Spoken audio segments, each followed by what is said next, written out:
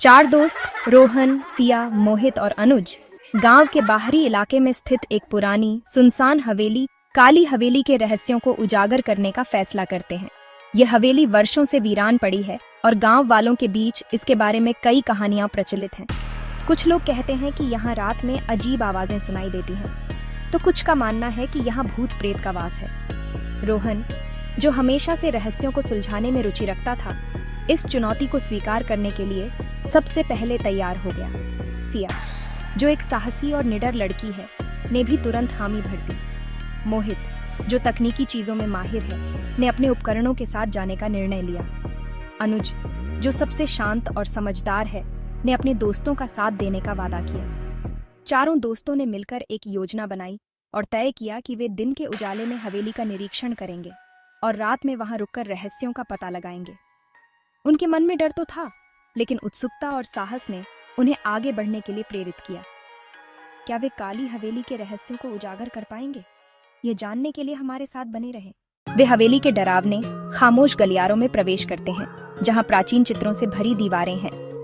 हवेली की दीवारों पर लगे ये चित्र समय की धूल से ढके हुए एक अजीब सी कहानी बयां करते हैं।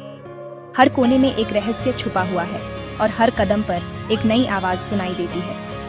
फर्श की लकड़ियां चरमराती हैं और छत से लटकते झूमर धूल से भरे हुए हैं। मोमबत्तियों की टिमटिमाती रोशनी में परछाइयां नाचती हैं और हवेली की खामोशी में एक अजीब सी गूंज सुनाई देती है। जैसे ही वे आगे बढ़ते हैं, एक पुरानी घड़ी की टिक टिक सुनाई देती है, जो समय के बीतने का एहसास दिलाती है। हवेली का हर कोना, हर दरवाजा एक नई कहानी का हिस्सा है, जो इस जगह की रहस्यमयी और डरावनी दुनिया को और भी गहरा बनाता है। जैसे ही वे हवेली की गहराई में जाते हैं, उन्हें अलौकिक घटनाओं का सामना करना पड़ता है। हवेली के अंदर कदम रखते ही एक अजीब सी ठंडक महसूस होती है।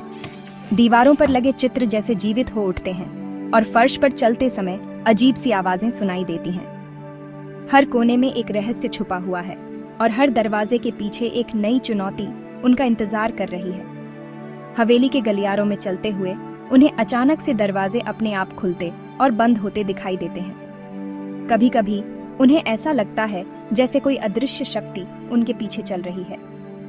हवेली के पुराने कमरों में धूल से ढके फर्नीचर और टूटे हुए शीशे एक भयानक माहौल बनाते हैं। जैसे जैसे वे आगे बढ़ते हैं, हवेली की रहस्यमयी कहानियां और भी जीवंत हो जाती हैं और उन्हें समझ में आता है कि यह जगह साधारण नहीं है।